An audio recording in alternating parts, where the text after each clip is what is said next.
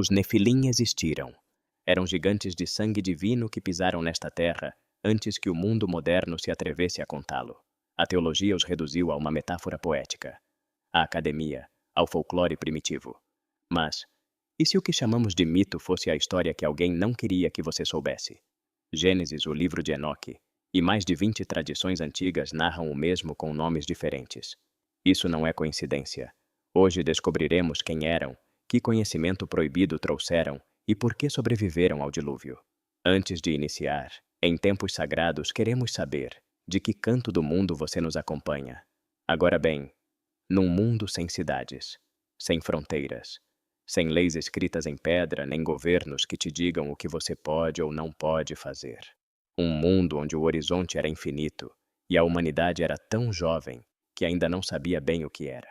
Esse era o mundo do Gênesis. Não estamos falando de um planeta primitivo e miserável.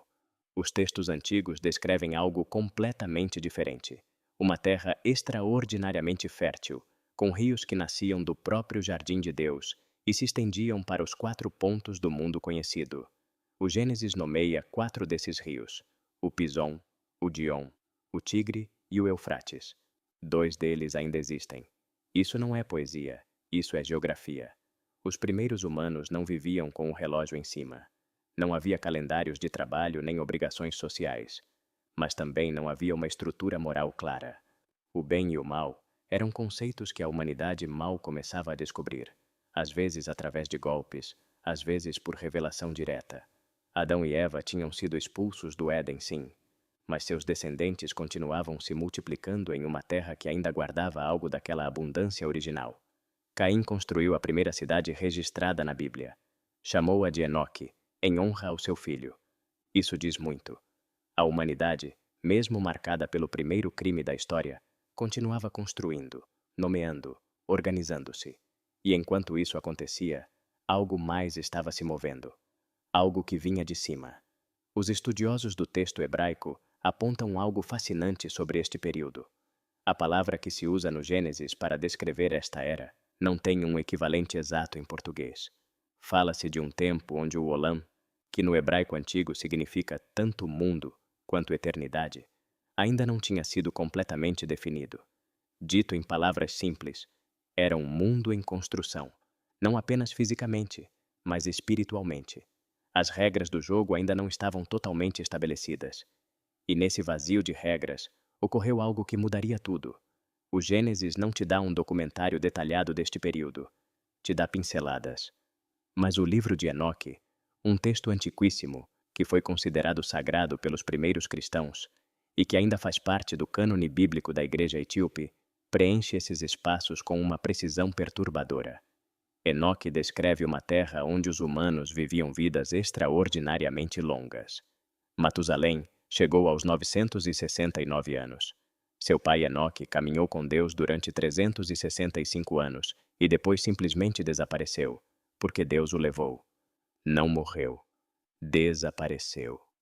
Que tipo de mundo era esse onde um homem podia viver quase 1000 anos e outro podia simplesmente ser tomado por Deus sem passar pela morte? Era um mundo onde o sobrenatural não era a exceção. Era o ambiente. Com vidas tão longas, a humanidade se multiplicou a uma velocidade impressionante. E com essa multiplicação, chegou algo que o texto bíblico descreve sem rodeios: as mulheres. Muitas mulheres. Formosas, segundo o Gênesis, de uma maneira que chamou a atenção de seres que não deveriam ter reparado nelas. Mas antes de chegar aí, é preciso entender o contexto social. As famílias se estendiam por gerações simultâneas. Um homem podia conhecer seu bisneto em vida.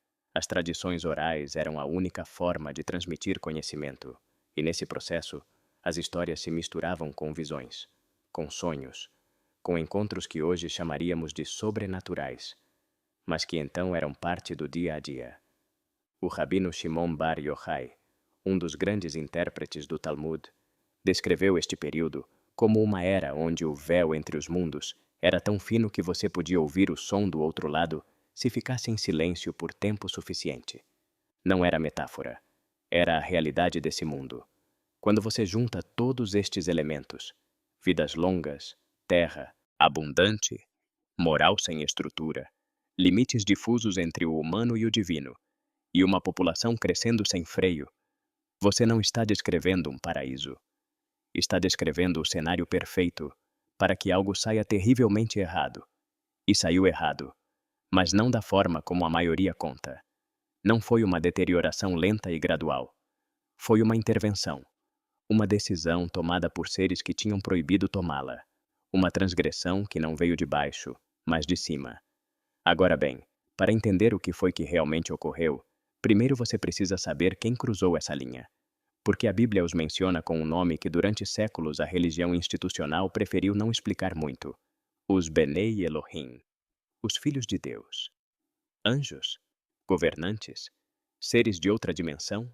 Há três interpretações completamente diferentes, respaldadas por teólogos sérios, e as três mudam radicalmente o que você está prestes a ouvir.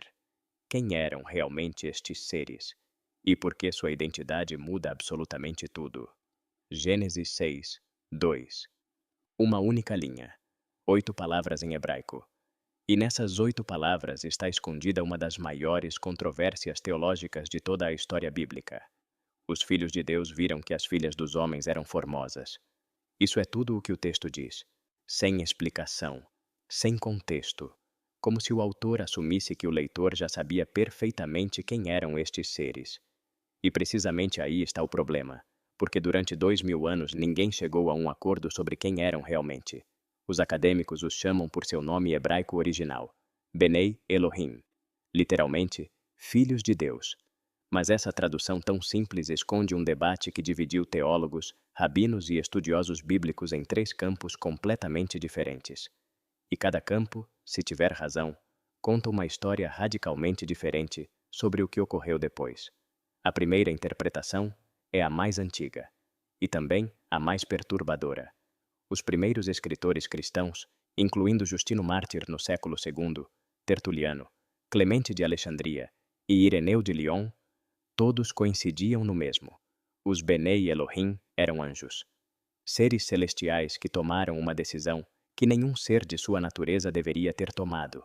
Desceram, misturaram-se, cruzaram uma fronteira que existia precisamente para não ser cruzada. O livro de Enoque, que estes mesmos escritores liam e citavam com total normalidade, dá nomes, datas e até coordenadas geográficas. Segundo esse texto, 200 destes seres se reuniram no topo do Monte Hermon, no que hoje é a fronteira entre a Síria e o Líbano. Ali fizeram um pacto. Juramentaram-se mutuamente para que nenhum pudesse voltar atrás. Seu líder chamava-se Semiasa, e segundo Enoque, foi ele quem propôs o plano e quem carregou com a maior parte da culpa. Há um detalhe no texto de Enoque que muito poucos mencionam. Semiasa, antes de dar a ordem, disse aos outros: temo que talvez não estejais dispostos a realizar este ato, e que apenas eu carregue com o castigo deste grande pecado. Os outros responderam: juremos todos e comprometamo-nos mutuamente a não abandonar este plano. Era um pacto de cumplicidade, como uma conspiração. 200 seres imortais, tomando uma decisão irreversível, sabendo perfeitamente as consequências. Essa é a primeira interpretação. A segunda chegou mais tarde, e foi promovida com força por Agostinho de Hipona no século IV. Agostinho tinha um problema com a ideia de anjos fisicamente capazes de se reproduzir com mulheres humanas. Parecia-lhe teologicamente inaceitável. Então propôs outra leitura. Os Benei Elohim não eram anjos. Eram os descendentes de Sete, o filho justo de Adão, a linhagem piedosa, os homens que seguiam a Deus. E as filhas dos homens eram as descendentes de Caim, a linhagem corrupta e afastada do divino. Sob esta interpretação, o pecado do Gênesis 6 não era sobrenatural. Era uma contaminação espiritual. Os homens bons escolheram mulheres más por razões superficiais, pela beleza, e ao misturar as duas linhagens, a corrupção se estendeu como uma mancha de óleo na água. Esta leitura tornou-se dominante nas igrejas ocidentais durante séculos. Era mais confortável, mais racional, mais fácil de explicar de um púlpito, sem gerar demasiadas perguntas incômodas. Mas tem um problema enorme que os próprios teólogos medievais não souberam resolver. Em nenhuma outra parte da Bíblia hebraica, a expressão Benei Elohim é usada para se referir a seres humanos. Nunca. No livro de Jó, Os Benei Elohim apresentam-se diante de Deus junto a Satanás. Nos Salmos, o mesmo termo descreve seres do conselho celestial. A gramática e o contexto apontam sempre na mesma direção. A terceira interpretação é a menos conhecida e talvez a mais sofisticada. Alguns acadêmicos do Antigo Oriente Próximo, como Michael Heiser, propõem que os Benei Elohim eram membros do Conselho Divino, seres celestiais com autoridade delegada sobre as nações, que abusaram dessa autoridade de uma forma específica e calculada. Não agiram por impulso nem por desejo cego. Agiram por poder. Queriam produzir uma raça que dominasse a Terra e lhes garantisse influência no plano físico. Sob esta leitura, os Nefilim não foram um acidente. Foram um projeto. E aqui é onde as três interpretações, embora diferentes em seus detalhes, convergem em um ponto central. Algo que tinha natureza divina decidiu misturar-se com o humano. Seja por desejo, por corrupção espiritual ou por ambição de poder, o resultado foi o mesmo. Uma descendência que não se encaixava em nenhuma categoria conhecida, nem completamente humana, nem completamente celestial. Uma raça nova, sem lugar na ordem criada e sem nenhum limite moral que a contivesse. Mas antes de falar dessa raça, é preciso falar das mulheres, porque a Bíblia diz que os Benei Elohim as viram e as tomaram. Dois verbos muito diferentes. Ver implica desejo. Tomar implica algo muito mais sombrio. O que ocorreu realmente nesse encontro? Foi uma escolha? Foi uma sedução? Ou foi algo que nenhuma delas pediu? O que os textos revelam sobre essa união é mais perturbador do que qualquer sermão já te contou. A Bíblia usa dois verbos para descrever o que fizeram os Benei Elohim com as mulheres humanas. No hebraico antigo, cada palavra era escolhida com precisão cirúrgica. Não havia sinônimos por conveniência. Cada termo carregava um peso específico. O primeiro verbo é ra'á, viram. O segundo é lakat, tomaram, viram, tomaram.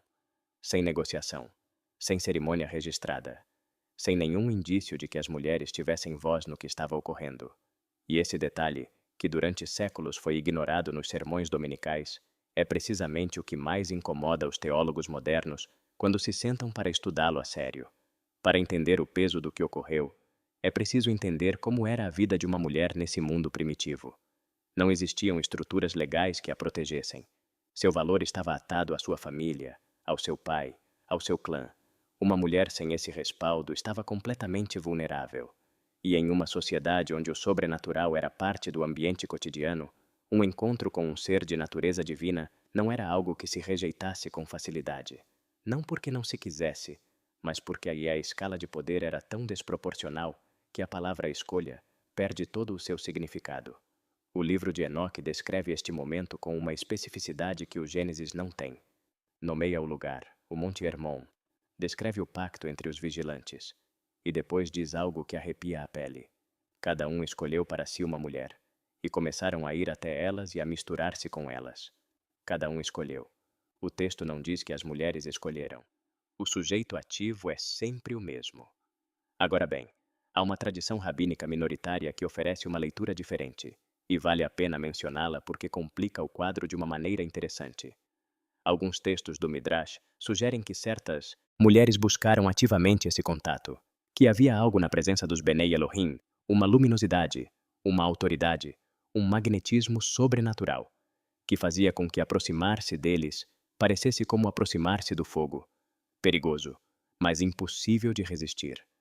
O rabino Nechunya ben Hakana, do século I, descreveu os Benei Elohim, em sua forma física manifestada, como seres de uma beleza que queimava os olhos de quem os olhava diretamente. Não como a beleza de um homem bonito, como a beleza de algo que não pertence a este plano, algo que o cérebro humano não está equipado para processar com calma. Isso muda a dinâmica. Não a torna menos perturbadora, mas a torna mais complexa. O que sim está claro em praticamente todos os textos, tanto bíblicos quanto extra-bíblicos, é o resultado dessa união. E o resultado não foi ordinário sob nenhum critério. As mulheres ficaram grávidas. Até aí, biologicamente compreensível. Mas o que o livro de Enoque descreve a seguir não tem nenhum paralelo na experiência humana normal. As gravidezes foram diferentes. Os textos etíopes que conservam versões antigas do livro de Enoque Falam de gestações que aterrorizavam as próprias mães, não por dor, mas pelo que podiam sentir dentro delas. Movimentos, força, uma presença que não se comportava como um feto humano comum. E quando nasceram, o mundo não soube como classificá-los. Há um fragmento do Livro dos Gigantes, encontrado entre os manuscritos do Mar Morto, que recolhe algo extraordinário. Os sonhos de 2 filhos dos vigilantes chamados Ohia e Hahia. Nesses sonhos, anjos desciam com tábuas e apagavam nomes de um registro. Os gigantes acordavam aterrados, sem entender completamente o que tinham visto, e corriam para Enoque para que os interpretasse. Porque até eles, com todo o seu poder físico, precisavam de um humano para entender seu próprio destino. Isso diz algo profundo sobre sua natureza dual. Tinham a força do divino, mas a confusão do humano. Eram poderosos e perdidos ao mesmo tempo. A implicação espiritual dessa união foi igualmente devastadora. Na teologia hebraica, cada coisa tem sua categoria. A ordem criada depende de que cada espécie, cada ser, cada elemento permaneça dentro de seus limites estabelecidos. Misturar o divino com o humano não era apenas uma transgressão moral. Era um ataque direto à ordem do cosmos. Era quebrar a arquitetura da criação por dentro. Os textos do Segundo Templo, escritos entre o século III a.C. e o primeiro depois, descrevem esta união como o momento exato em que as categorias do mundo se quebraram, não como metáfora, como uma descrição técnica do que ocorreu no plano espiritual quando 2 naturezas incompatíveis se fundiram. E dessa fusão nasceu algo que a Terra nunca tinha visto, algo que comeria, destruiria e dominaria com uma ferocidade que faria com que os humanos mais violentos parecessem mansos em comparação. Mas aqui vem o que quase ninguém menciona. Estes seres não eram apenas enormes. Tinham nomes, tinham hierarquias, tinham um apetite que ia muito além da comida. Quanto mediam realmente? O que diz o texto hebraico original sobre sua natureza? O que você está prestes a ouvir não aparece em nenhum sermão dominical. O Gênesis os nomeia em uma única linha. Chama-os de Nefilim. E depois segue adiante como se tivesse acabado de mencionar algo completamente normal. Essa é a estratégia do texto bíblico com os temas mais explosivos. Menciona-os, não os explica, e deixa o leitor com uma palavra em hebraico que 2000 anos depois continua sem ter uma tradução na qual todos concordem. Nefilim. Alguns traduzem como os caídos, outros como aqueles que fazem cair os outros. O acadêmico Michael Heiser argumentou durante anos que a raiz correta aponta para os caídos de cima, em referência direta à sua origem celestial. 3 traduções, diferentes para uma única palavra. E as 3 juntas pintam um retrato mais completo do que qualquer uma delas separadamente. Seres que caíram, que faziam cair e que vinham de cima. Isso não é poesia, é uma descrição de natureza. Agora bem, quanto mediam exatamente? Aqui é onde os textos se tornam específicos de uma maneira que incomoda quem prefere ler isto como alegoria. O livro de Enoque diz que os Nefilim alcançavam os 3.000 côvados de altura. Esse número é tão extremo que a maioria dos acadêmicos o interpreta como hipérbole cultural, um exagero deliberado para comunicar enormidade. Mas mesmo ajustando por esse fator, outros textos do período dão medidas que continuam sendo impossíveis de ignorar. O Livro dos Jubileus, outro texto do período do Segundo Templo, fala de gigantes cuja altura era tal que um homem normal chegava apenas ao seu quadril. O Targum, que é a tradução aramaica do texto hebraico, descreve Og de Bassan, um dos gigantes que aparece depois do dilúvio, com uma cama de ferro que media 9 côvados de comprimento. Um côvado hebraico equivale a aproximadamente 45 centímetros. Isso dá uma cama de mais de 4 metros, e as camas são feitas para quem precisa delas. Mas o tamanho não era a única coisa extraordinária neles.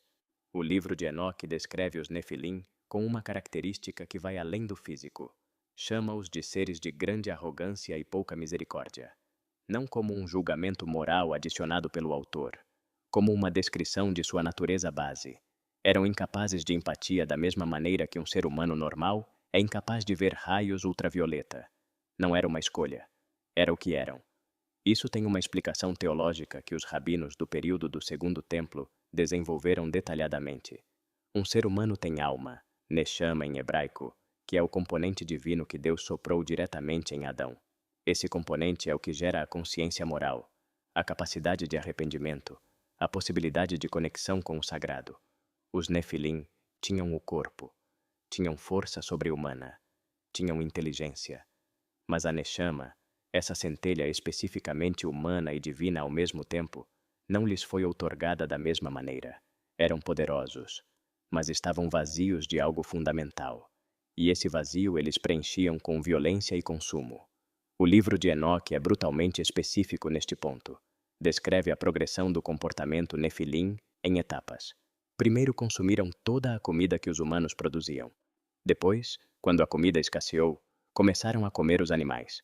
Depois, quando os animais não foram suficientes, começaram a comer seres humanos. E depois, na etapa final que o texto descreve com uma frieza perturbadora, começaram a consumir-se entre si. Não era maldade calculada. Era fome de algo que o mundo físico não podia satisfazer. O livro dos gigantes, encontrado nas cavernas de Qumran junto aos manuscritos do Mar Morto, adiciona mais uma camada a este retrato. Há um fragmento onde dois Nefilim chamados Ohia e Mahuai discutem sobre sua natureza. Ohia pergunta ao seu irmão o que são exatamente. Não sabem. Sabem que são fortes. Sabem que são diferentes. Mas não sabem que lugar ocupam na ordem do mundo. E essa ignorância sobre sua própria identidade os torna mais perigosos, não menos. Um ser que não sabe o que é, não tem limites a respeitar. A natureza dual dos Nefilim, metade celestial, metade humana, deixou-os presos em uma contradição permanente. Demasiado poderosos para viver entre humanos sem destruí-los.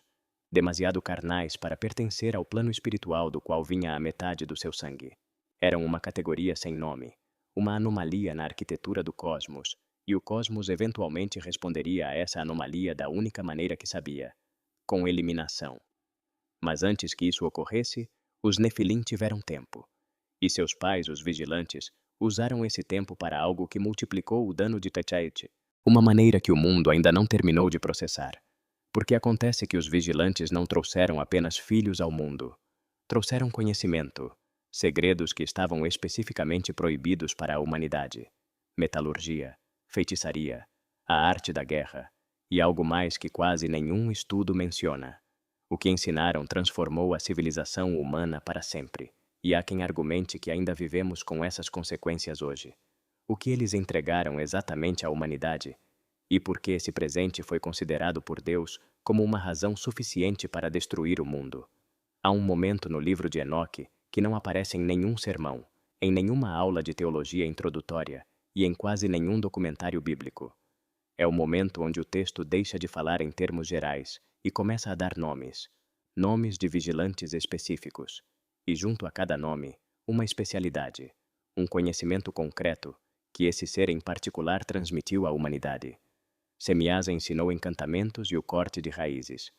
Harmoni ensinou a resolução de encantamentos. Barakel ensinou astrologia. Cocabel ensinou sobre as constelações. Ezequiel ensinou sobre as nuvens. Araquiel ensinou sobre a terra. Shamsiel ensinou sobre o sol. E Sariel ensinou sobre a lua. Mas o mais importante de todos, aquele que o texto assinala com mais detalhe e com mais consequências, foi Azazel. Azazel ensinou os homens a fabricar espadas, facas, escudos e couraças. Ensinou-lhes a metalurgia, como extrair o metal da terra, como fundi-lo, como dar-lhe forma para matar com eficiência. E às mulheres ensinou algo que o texto descreve com igual preocupação: a arte da maquiagem, os corantes, os adornos, a sedução visual calculada. O texto não o diz como curiosidade histórica, diz como acusação.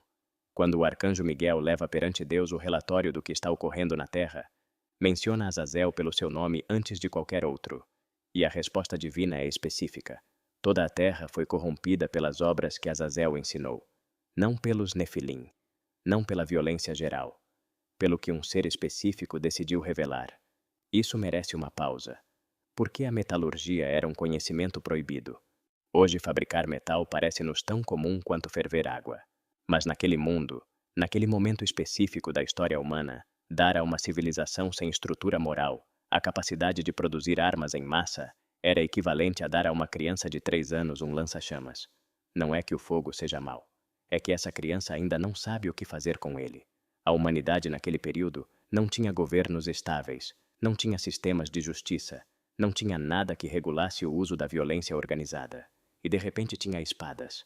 O resultado foi exatamente o que qualquer um com senso comum teria previsto. Mas o conhecimento não parou nas armas. Há um aspecto do tema que os estudos populares quase nunca abordam com profundidade suficiente. O livro de Enoque fala que os vigilantes também revelaram os segredos da astronomia, não como ciência neutra, mas como sistema para manipular o tempo sagrado. Na cosmologia hebraica antiga, os ciclos da lua e do sol não eram apenas fenômenos naturais. Eram o relógio de Deus, o calendário que determinava quando deviam ser feitos os sacrifícios, quando começavam as festas sagradas, quando o povo devia reunir-se diante do divino. Conhecer esse sistema em profundidade significava poder manipulá-lo. Significava saber quando o véu entre mundos era mais fino, quando as portas estavam abertas, quando certos rituais teriam mais efeito. Os vigilantes não ensinaram astronomia à humanidade para que olhasse as estrelas com assombro. Ensinaram a usá-las como ferramentas de poder. O estudioso do Antigo Testamento, James Van Der Kam, da Universidade de Notre Dame, passou décadas analisando estes textos e chegou a uma conclusão que resume o problema central com precisão. O conhecimento que os vigilantes transmitiram não era mau em si mesmo. Era conhecimento real, funcional, poderoso. O problema era o receptor. A humanidade daquele período não tinha a maturidade espiritual nem a estrutura moral para manejar essas ferramentas sem se destruir com elas. É a mesma lógica que faz com que certos medicamentos exijam receita, não porque a medicina seja má, mas porque em mãos erradas, no momento errado, o que cura também pode matar. E aqui aparece a pergunta que divide os teólogos até hoje. Agiram os vigilantes por maldade deliberada ou por algo mais parecido com um erro de julgamento catastrófico? O livro de Enoque sugere que Semiasa, o líder, sabia perfeitamente o que estava fazendo e escolheu fazê-lo de todas as formas. Mas há fragmentos no texto aramaico encontrado em Qumran, onde alguns dos vigilantes menores parecem genuinamente surpresos pelas consequências do que ensinaram, como se tivessem subestimado a fragilidade humana, como se não tivessem calculado que uma espécie tão jovem, tão moralmente instável, usaria esse conhecimento para destruir-se a si mesma com tanta velocidade e com tanto entusiasmo. O resultado final não admite debate. A terra que antes era abundante e relativamente pacífica transformou-se num campo de guerra permanente. As espadas que Azazel ensinou a fabricar usaram-se primeiro contra os animais, depois contra os inimigos, depois contra os vizinhos, depois contra a própria família. O conhecimento astronômico derivou em sistemas de magia que o texto bíblico descreve como abominação direta. E tudo isto ocorria enquanto os Nefilim cresciam, se multiplicavam e começavam a entender que com o seu tamanho e a sua força podiam tomar o que quisessem. E foi exatamente isso que fizeram. Os Nefilim não se conformaram em existir. Decidiram governar. Construíram estruturas de poder sobre a humanidade que os textos descrevem com um nível de detalhe que ninguém esperaria encontrar. Como organizavam esse domínio e quão longe estavam dispostos a chegar para mantê-lo? O Gênesis chama-os homens de renome. Em hebraico, Anshei Hashem, homens de nome, homens conhecidos. E no mundo antigo, ser conhecido não era uma questão de fama casual. Era uma declaração de poder. O teu nome era conhecido porque tinhas feito algo que ninguém podia ignorar. Porque tinhas tomado algo que ninguém se atrevia a tirar-te. Porque quando entravas num lugar, todos deixavam de fazer o que estavam fazendo. Os Nefilim entenderam isso muito cedo. Não nasceram com um manual de dominação, mas tinham vantagens que faziam com que o poder fosse quase inevitável. A altura e a força física num mundo sem armas de fogo, sem tecnologia militar avançada, sem nenhum mecanismo de defesa coletiva organizada, era a vantagem definitiva. Um Nefilim adulto perante um grupo de humanos comuns não era uma batalha, era uma demonstração. E as demonstrações, repetidas vezes suficientes, produzem submissão. O livro de Enoque descreve como este processo de dominação ocorreu em etapas. Primeiro, os Nefilim simplesmente tomavam o que queriam: comida, terras, animais. Os humanos cediam porque não havia alternativa razoável. Depois, à medida que os Nefilim cresceram em número e em organização, começaram a estruturar esse domínio. Já não era apenas tomar.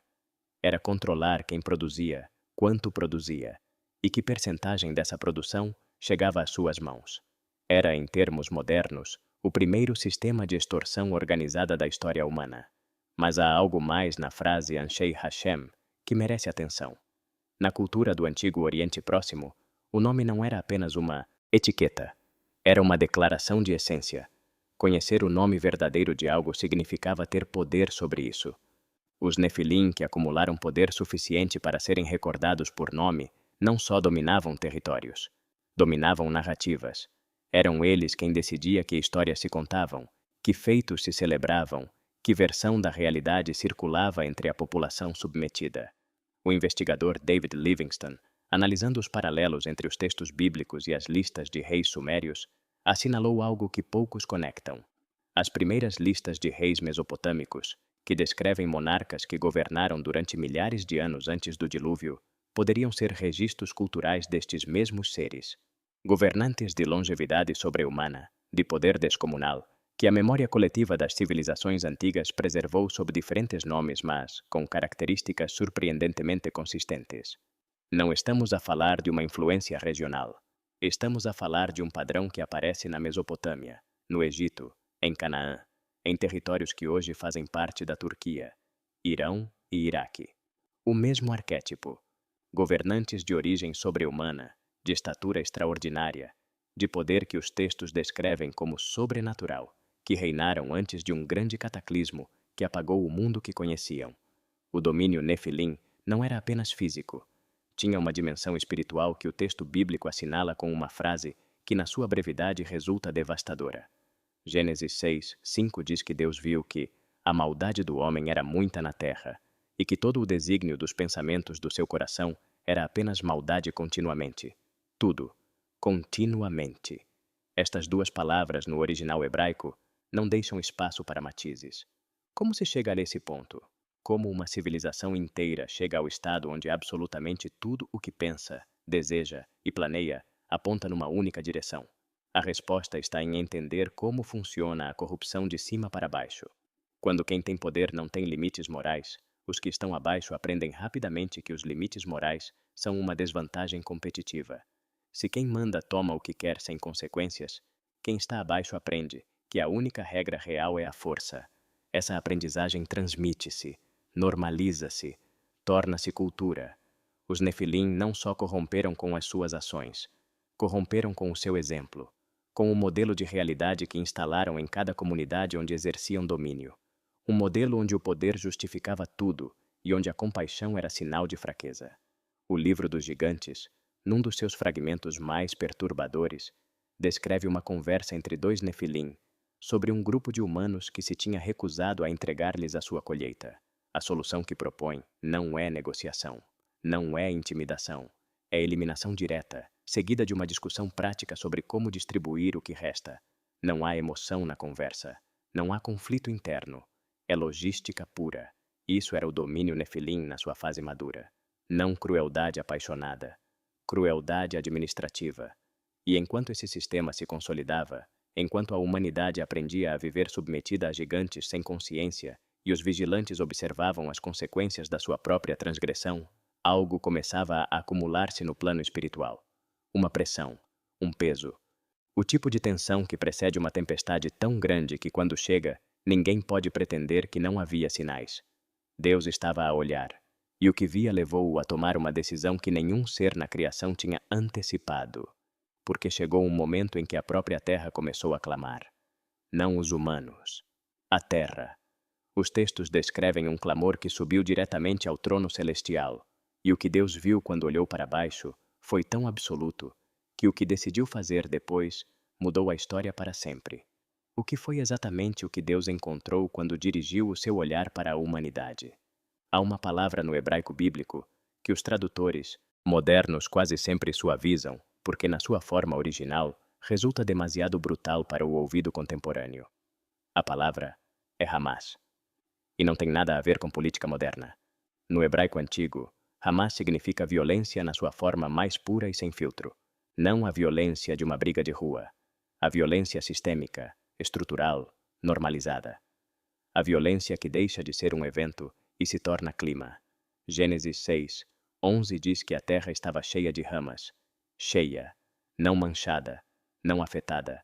Cheia, como um copo que já não pode receber nem mais uma gota. Para entender como se chegou a esse ponto, é preciso rastrear o processo desde o início, porque a corrupção que descreve o Gênesis não apareceu da noite para o dia. Teve uma lógica, teve etapas, e cada etapa foi uma consequência direta da anterior. A primeira etapa foi o exemplo. Quando os Nefilim começaram a tomar o que queriam sem consequências, a população humana observou esse modelo durante gerações. Os filhos viram os seus pais submetidos. Os netos cresceram num mundo onde a submissão era o estado natural das coisas. Mas também viram algo mais. Viram que quem tomava sem pedir não sofria castigo. Viram que a força era a única moeda que realmente importava. Essa observação produziu duas respostas diferentes na humanidade. Uma minoria decidiu imitar o modelo. Se o poder te protege e a fraqueza te destrói, então conseguir poder por qualquer meio disponível é simplesmente sobrevivência racional. A outra resposta, a da maioria, foi a resignação. Uma resignação que com o tempo se tornou algo mais sombrio. A adoção dos valores do opressor como próprios. Se os gigantes diziam que a compaixão era fraqueza, e os gigantes ganhavam sempre, então a compaixão era fraqueza. Assim tão simples, assim tão devastador. O livro de Enoque descreve comunidades humanas que, no seu desespero, começaram a prestar culto aos Nefilim, não porque os amassem, mas porque, na ausência de proteção divina visível e com gigantes literais a caminhar entre eles, o pragmatismo espiritual ditava que era preciso alinhar-se com o poder disponível.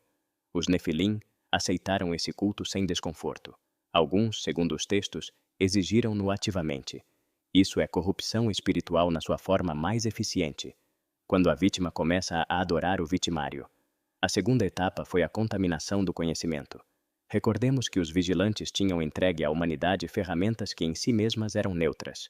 A metalurgia, a astronomia, o conhecimento das plantas. Mas no contexto de uma sociedade dominada por seres sem consciência moral, esse conhecimento foi canalizado numa única direção. As plantas medicinais tornaram-se venenos. A astronomia tornou-se adivinhação para manipular. O metal tornou-se armamento cada vez mais sofisticado. O rabino Eliezer, no Talmud da Babilônia, faz uma observação que parece tirada de uma análise sociológica moderna. A geração do dilúvio não foi destruída até que escreveram contratos matrimoniais para a união entre homem e entre homem e besta. O que está a descrever não é apenas perversão sexual. Está a descrever a institucionalização da transgressão. Quando uma sociedade começa a criar estruturas legais para proteger o que antes era considerado impensável, cruzou um limiar do qual o retorno espontâneo é praticamente impossível. A transgressão tinha se burocratizado. A terceira etapa foi a mais silenciosa e a mais letal. Foi a corrupção da linguagem moral. Em qualquer sociedade, as palavras que usamos para descrever a realidade determinam o que consideramos aceitável. Quando as palavras que nomeavam a compaixão, a justiça e a misericórdia deixaram de ter referentes reais na experiência cotidiana, essas palavras perderam peso, tornaram-se abstratas, decorativas, e quando as palavras morais se tornam decorativas, a própria moral torna-se opcional. O Gênesis captura esse estado final com uma precisão que gela. Todo o desígnio dos pensamentos do coração era apenas maldade continuamente. O termo hebraico para desígnio aqui é yetzer, que não significa simplesmente pensamento. Significa inclinação profunda, orientação fundamental, o vetor básico para o qual aponta uma pessoa desde o seu interior mais íntimo. Quando o yetzer de uma civilização completa aponta numa única direção, já não se trata de indivíduos maus a tomar más decisões. Trata-se de uma espécie que reconfigurou a sua orientação fundamental, que redesenhou o seu interior para produzir maldade de maneira natural e contínua, como um rio produz água. E nesse momento, o texto diz algo que em toda a narrativa bíblica não tem paralelo na sua intensidade emocional. Diz que Deus se arrependeu de ter criado o homem.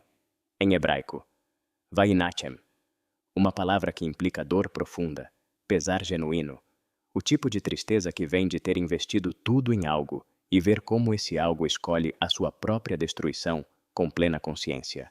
Não era ira fria, era dor. E da dor veio uma decisão. Mas antes que chegasse o julgamento, Ocorreu algo que o livro de Enoque descreve com um detalhe que o Gênesis não tem. A própria terra elevou um clamor. Um grito coletivo que subiu até ao trono celestial e que foi o que finalmente inclinou a balança. O que foi exatamente o que a terra disse a Deus? E como respondeu o céu a esse clamor? O livro de Enoque tem uma passagem que a maioria dos leitores modernos ignora porque soa demasiado poética para ser levada a sério. Mas quando a lês no seu contexto original, quando entendes o quadro cosmológico dentro do qual foi escrita, deixa de parecer poesia e começa a parecer um relatório. A passagem diz isto: a terra acusou os ímpios por tudo o que se tinha feito nela. Não os humanos, não os anjos. A terra. Para uma mente moderna, isso soa a metáfora. Mas na cosmologia hebraica antiga, a terra não era um objeto inerte. Era uma entidade com uma função específica dentro da ordem criada. Tinha uma relação com o sagrado que ia para além de ser simplesmente o solo sobre o qual caminhavam os seres vivos. O próprio Gênesis registra que quando Caim matou Abel, foi a terra que absorveu o sangue e foi a terra que clamou. Deus perguntou a Caim: o que fizeste? A voz do sangue do teu irmão clama a mim desde a terra. Esse não era linguagem decorativa, era teologia funcional. A terra tinha uma capacidade de registro, uma memória. E nos dias dos Nefilim, essa memória estava saturada de uma maneira que não tinha precedente em toda a história da criação. O livro de Enoque reconstrói o momento em que esse clamor chegou ao trono celestial com uma cena que tem a estrutura de uma audiência judicial. 4 arcanjos, Miguel, Sariel, Rafael e Gabriel, apresentam-se perante Deus. Não vêm com uma petição vaga. Vêm com um relatório específico, detalhado, com nomes e cargos concretos. Miguel reporta o que Semiasa e os vigilantes fizeram, a transgressão da fronteira entre o celestial e o humano, os juramentos que tomaram no Monte Hermon, os filhos que produziram. Rafael reporta o estado da terra, a violência, o derramamento de sangue, a corrupção que se estendeu como uma infecção sem antídoto disponível. Gabriel reporta sobre os Nefilim diretamente. As suas palavras no texto são clínicas e devastadoras ao mesmo tempo. Os gigantes encheram a terra de sangue e injustiça, e as suas vozes, as das vítimas, subiram até as portas do céu. E então fala Sariel. E o que diz é talvez o mais perturbador de toda a passagem. Sariel reporta que os vigilantes ensinaram aos humanos conhecimentos que lhes foram explicitamente proibidos, e que, como resultado, a humanidade agora tem ferramentas que não pode manejar, e não tem nenhuma estrutura moral para as regular. Não é apenas que tenham pecado, é que criaram as condições para que o pecado se reproduza sozinho, indefinidamente, sem necessidade de intervenção externa. A corrupção tinha se tornado autossuficiente.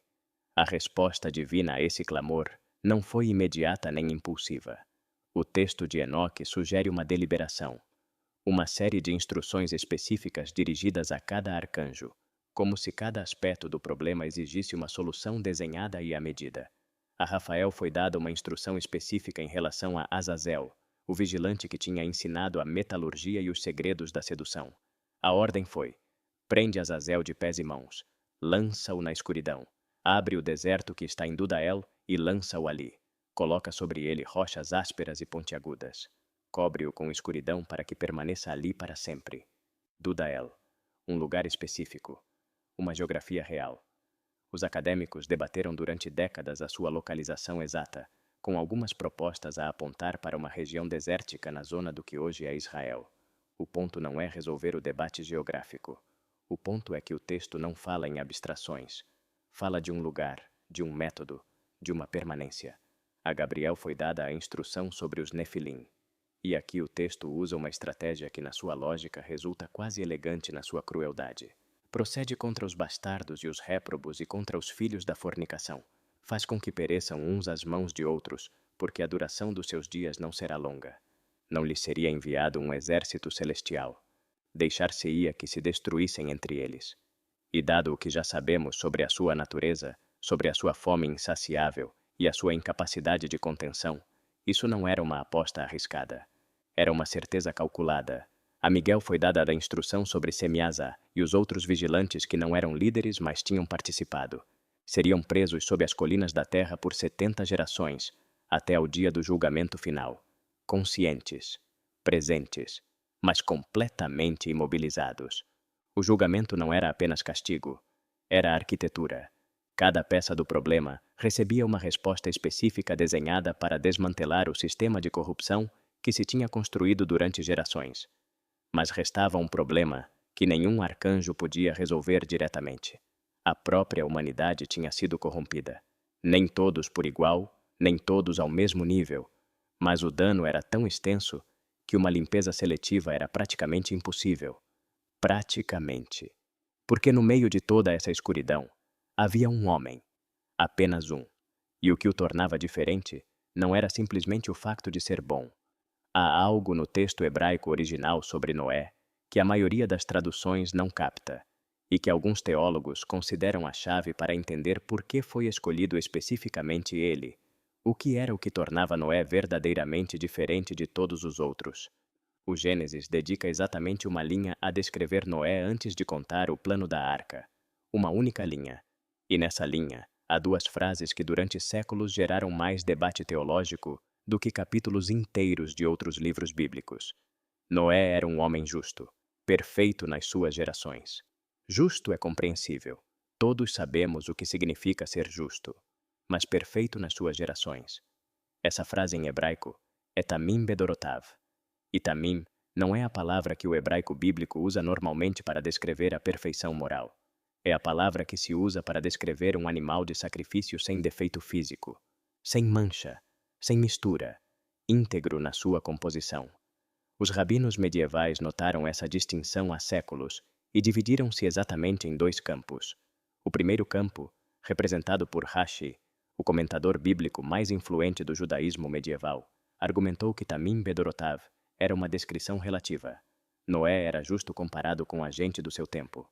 Noutra geração, num contexto moral mais elevado, talvez não se tivesse destacado tanto. Esta leitura faz de Noé um homem bom num mundo terrível, o que é suficientemente notável. O segundo campo é onde as coisas se tornam interessantes. Rabi Yehuda, citado no Talmud da Babilônia, ofereceu uma interpretação que durante séculos foi considerada demasiado literal para ser levada a sério pelos comentadores principais, mas que no contexto do estudo moderno dos textos do Segundo Templo ganha uma relevância que é difícil de ignorar. Segundo esta leitura, tamim bedorotav não era uma descrição moral, era uma descrição física e genealógica. Noé era íntegro na sua linhagem. A sua linha de descendência não tinha sido contaminada pela mistura com os Nefilim, num mundo onde os vigilantes levavam gerações a misturar-se com a humanidade, onde os Nefilim se reproduziam e os seus descendentes se misturavam por sua vez com populações humanas. Manter uma linhagem completamente humana era cada vez mais difícil. Não impossível, mas cada vez mais excepcional. Sob esta interpretação, Deus não escolheu Noé apenas porque era moralmente superior aos seus contemporâneos. Escolheu-o porque era o último representante da humanidade original, o último homem cuja biologia não tinha sido alterada pela transgressão dos vigilantes. O último ponto de reinício disponível. O livro de Enoque adiciona uma camada a esta história que o Gênesis não menciona diretamente, mas que preenche o quadro de uma maneira que resulta impossível de ignorar. Descreve o nascimento de Noé com um nível de detalhe que não tem equivalente em nenhum outro nascimento registrado nesses textos. Quando Noé nasceu, o seu pai Lameque ficou aterrado, não de alegria, de terror. O texto diz que o recém-nascido tinha o corpo branco como a neve e vermelho como a rosa, que o seu cabelo era branco como lã, que os seus olhos, quando os abriu, iluminaram toda a casa como o sol, que se levantou das mãos da parteira e abriu a boca e bendisse o Senhor do céu. Lameque foi a correr ter com o seu pai Matusalém e disse-lhe: Gerei um filho estranho, não é como um homem, mas parece-se com os filhos dos anjos do céu.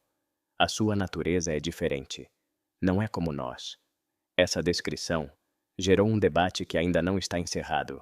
Alguns acadêmicos interpretam-na como um sinal do sagrado, de que Noé vinha marcado para um propósito divino específico.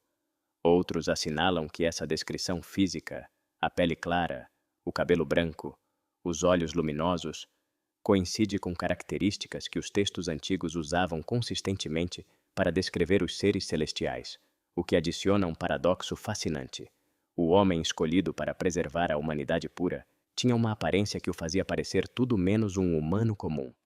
Matusalém, depois de ouvir o seu filho Lameque, foi ter com Enoque, o seu próprio pai, que já tinha sido trasladado para o lugar onde habitava com os anjos. E Enoque respondeu-lhe com uma certeza que não deixava espaço para a dúvida: esse menino é teu. É genuinamente humano, mas foi assinalado.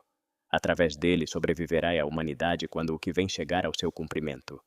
E Enoque sabia o que vinha, porque já lhe tinha sido mostrado. O que torna a figura de Noé tão teologicamente rica não é apenas a sua bondade, é a sua solidão. O texto diz que encontrou graça diante dos olhos de Deus. Em hebraico, matzachen, encontrou favor. Mas esse favor não o protegeu de viver no mesmo mundo que todos os outros. Não vivia numa bolha moral. Caminhava pelas mesmas ruas onde os Nefilim exerciam o seu domínio.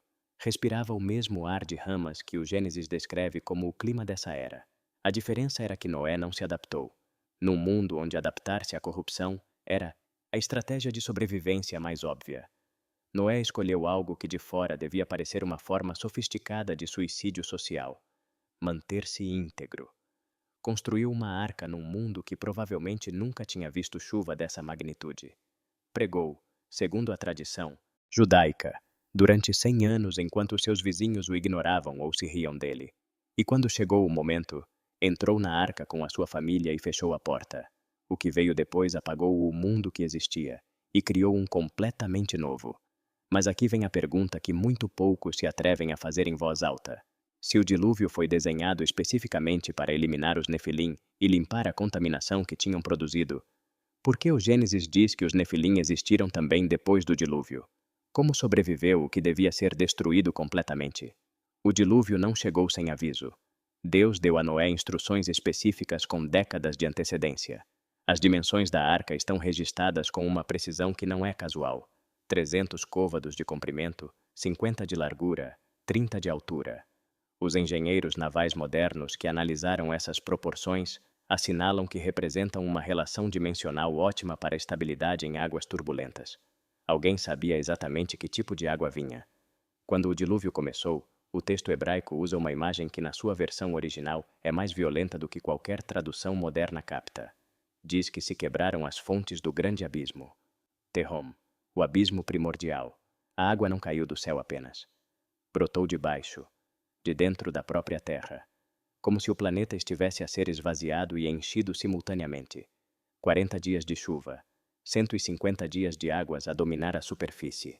E debaixo dessas águas, tudo o que tinha construído a era dos Nefilim. O destino dos vigilantes durante o dilúvio já tinha sido selado antes de cair a primeira gota. O livro de Enoque descreve-o com uma imagem que é quase cinematográfica na sua precisão. Os arcanjos executaram as ordens que tinham recebido. Semiasa e os líderes dos vigilantes foram presos sob as colinas da terra. Não mortos, presos, conscientes, esperando um julgamento final que o texto situa num futuro que o texto não data com precisão, mas que descreve como inevitável.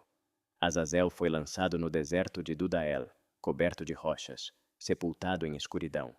E os Nefilim, segundo essa instrução que Gabriel tinha recebido, destruíram-se entre eles. A violência que tinham exercido sobre tudo o que os rodeava finalmente voltou-se para dentro. Sem humanos para dominar, sem recursos para tomar, consumiram-se mutuamente com a mesma ferocidade que tinham aplicado a tudo o resto. Mas aqui está a pergunta que o Gênesis planta no texto e depois não responde diretamente. Gênesis 6:4 diz: havia gigantes na terra naqueles dias, e também depois disto. Essa frase, e também depois disto, é uma das mais debatidas em toda a literatura bíblica. Porque se o dilúvio foi o julgamento desenhado especificamente para eliminar a contaminação Nefilim, o que significa que depois do dilúvio continuasse a haver gigantes? As explicações teológicas dividem-se em 3 direções principais. A primeira sugere que a contaminação entrou na arca, não através de Noé, cuja genealogia o texto descreve como íntegra, mas através das noras. As esposas dos filhos de Noé não têm genealogias registradas no texto bíblico. Os seus nomes mal aparecem. As suas origens não se documentam. E num mundo onde a linhagem Nefilim se tinha misturado com populações humanas durante gerações, a probabilidade estatística de que alguma dessas mulheres levasse essa linhagem no seu sangue não era desprezível.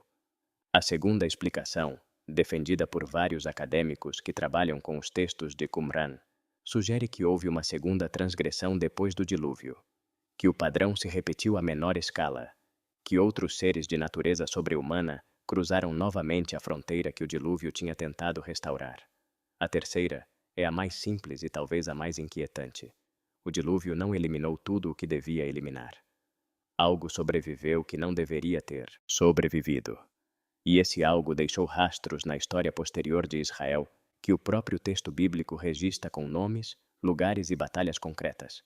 Rastros que os espias de Moisés encontraram em Canaã e que os deixaram tão aterrorizados que o seu relatório paralisou toda uma nação durante 40 anos. Porque depois do dilúvio, os gigantes não eram um rumor.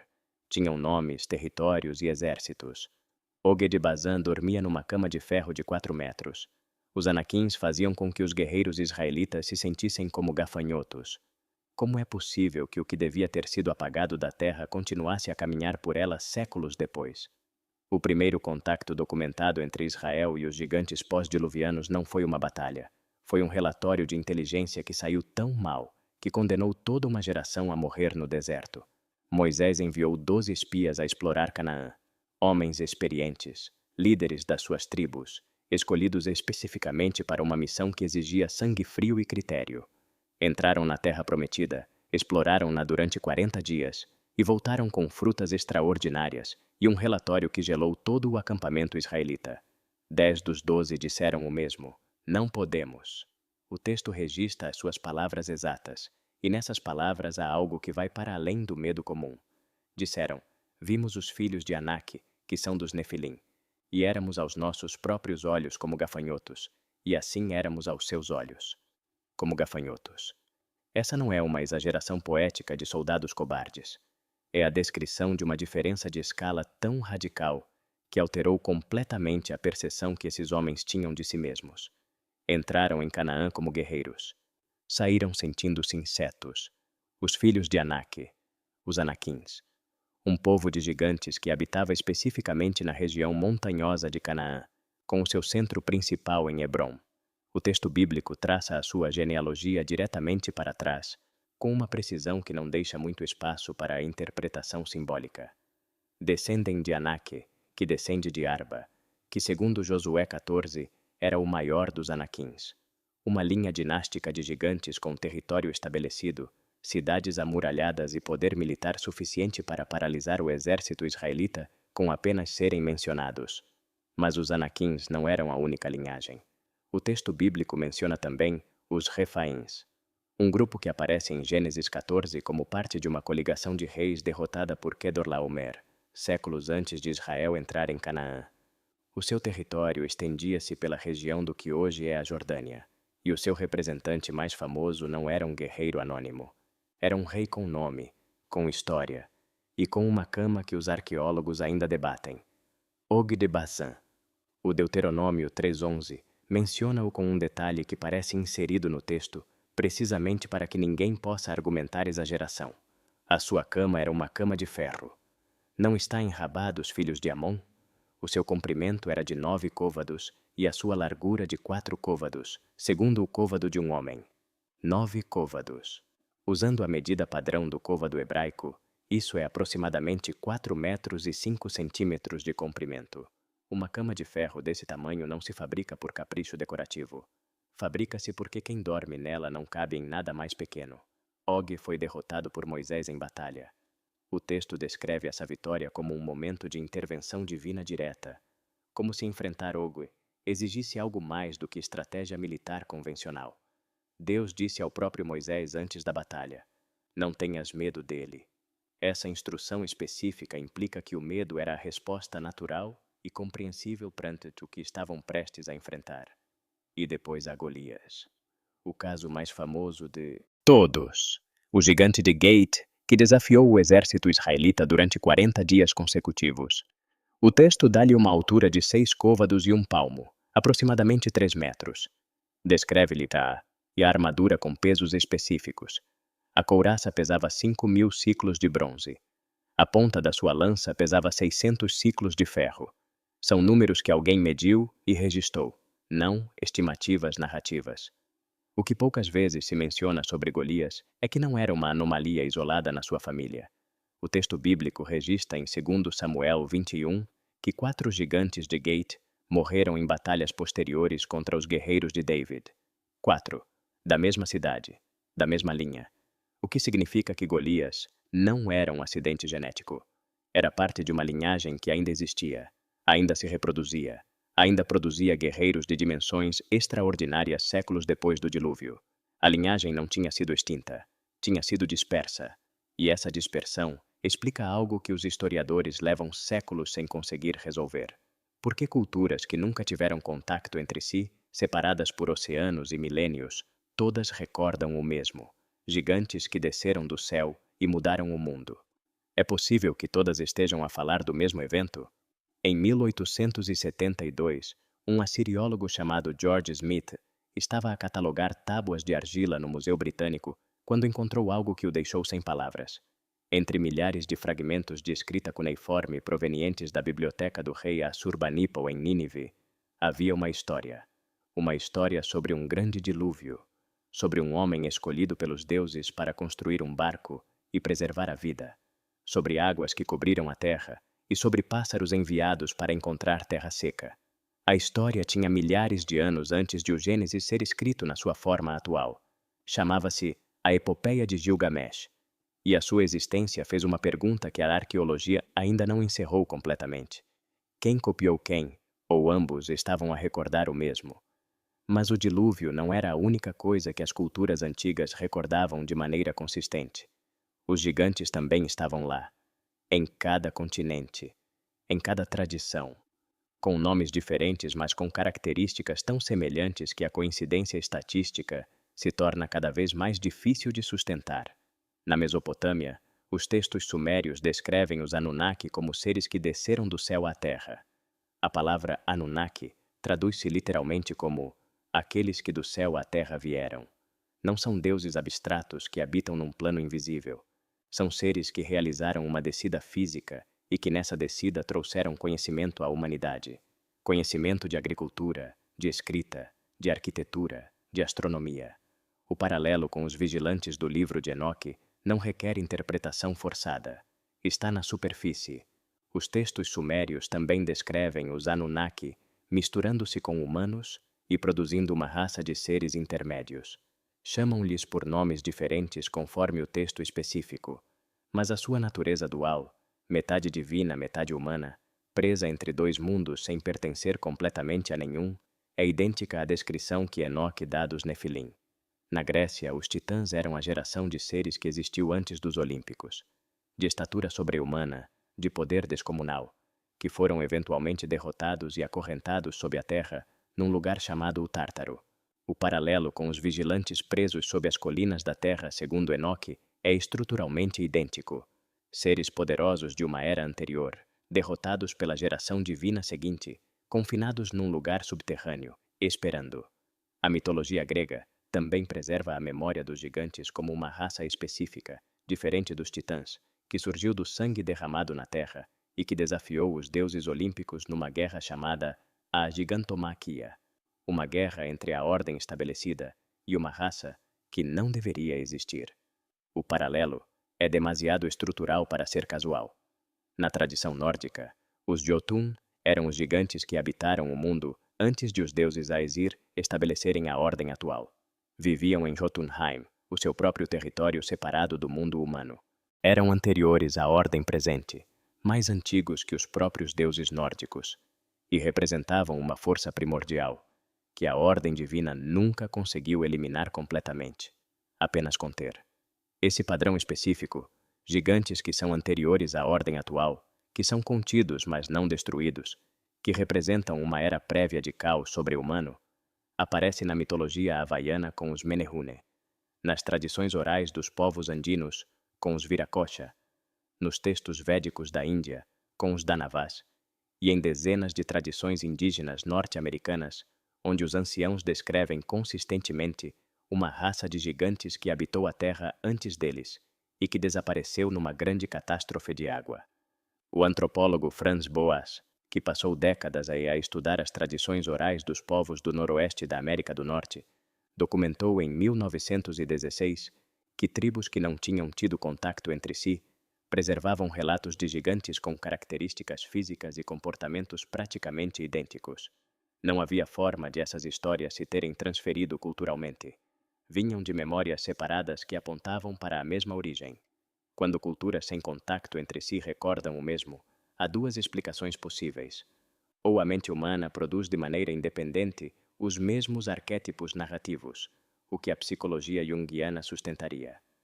Ou todas estão a recordar, com os recursos narrativos disponíveis na sua cultura, um evento que realmente ocorreu e que foi suficientemente traumático para sobreviver a milênios de transmissão oral sem perder as suas características centrais. A pergunta não é acadêmica, é pessoal. Porque se todas estas tradições estão a recordar o mesmo, então o que o Gênesis descreve não é uma história local de um povo específico. É a memória de toda a humanidade sobre um momento que mudou tudo. E essa mudança deixou consequências que ainda não terminamos de processar. Os Nefilim não só alteraram o mundo antigo, alteraram a teologia, a história e a forma como a humanidade entende o mal.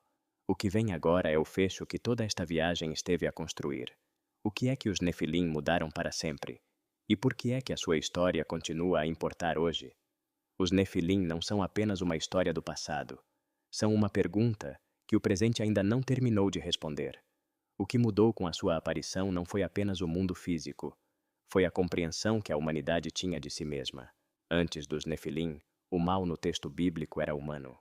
Caim matou Abel. Era terrível, mas era compreensível dentro dos limites da natureza humana. Com os Nefilim, o mal adquiriu uma dimensão que superava o humano. Veio de fora, veio de cima, e instalou-se dentro da história com uma permanência que o dilúvio não conseguiu apagar completamente. Isso mudou para sempre a teologia do mal. A partir dos Nefilim, a cosmovisão bíblica reconhece que a humanidade não luta apenas contra os seus próprios instintos. Luta contra algo maior, mais antigo e mais organizado do que ela própria. O apóstolo Paulo, séculos depois, diria-o com uma precisão que ressoa diretamente com tudo o que vimos. Não temos luta contra carne e sangue, mas contra principados, contra potestades, contra os governadores das trevas deste século. Principados, potestades, governadores. Essa não é a descrição de uma batalha moral interior. É a descrição de uma estrutura de poder sobre-humana que opera desde antes do dilúvio. Os Nefilim também mudaram a necessidade da redenção. Um mundo contaminado apenas pelo pecado humano poderia teoricamente reabilitar-se sozinho. Mas um mundo onde a própria arquitetura da criação tinha sido violada, onde o divino e o humano se tinham misturado de maneira que nenhum esforço humano podia desfazer, esse mundo precisava de algo que viesse do mesmo nível onde se originou o problema. Precisava de uma intervenção que não fosse apenas moral, mas ontológica, de natureza, de essência. E isso, para a teologia cristã, é exatamente o que representa a encarnação. Não um mestre que ensina melhores valores, mas uma correção que opera no mesmo nível onde ocorreu a transgressão original. Os Nefilim fascinam milhões de pessoas hoje, não porque sejamos curiosos e irresponsáveis, mas porque na sua história está refletida a pergunta mais profunda que qualquer ser humano pode fazer-se. Por que é que o mundo está quebrado de uma maneira que nenhum esforço humano parece conseguir reparar completamente? Essa pergunta não tem resposta fácil, mas tem resposta, e encontrá-la vale cada segundo de busca. Em tempos sagrados vivemos para estas conversas. Assim sendo, aqui vai a pergunta que não nos deixa dormir e que queremos que respondas nos comentários com total honestidade. Se os Nefilim realmente existiram, se seres de natureza sobre-humana se misturaram com a humanidade e deixaram consequências que ainda vivemos, o que é que isso te diz sobre o mundo em que vives hoje, sobre as estruturas de poder que te rodeiam e sobre as batalhas que acreditas que são apenas tuas? Escreve-o. Não importa se a tua resposta é longa ou curta. Não importa se estás de acordo com tudo o que ouviste ou com nada. Queremos ler o que isto moveu em ti. E diz-nos algo mais. A que horas do dia terminaste este vídeo? És dos que começaram às 3 da manhã, sem se darem conta? Ou guardaste-o para um momento especial? Isso também nos diz muito sobre quem nos está a ver. E se chegaste até aqui, já sabes o que tens de fazer. Subscreve o Tempos Sagrados. Ativa o sino para que não te escape nenhum vídeo. E partilha este conteúdo com alguém que precise de fazer as perguntas certas, porque as perguntas certas levam sempre a algum lugar. Obrigado por veres. Vemo-nos no próximo vídeo.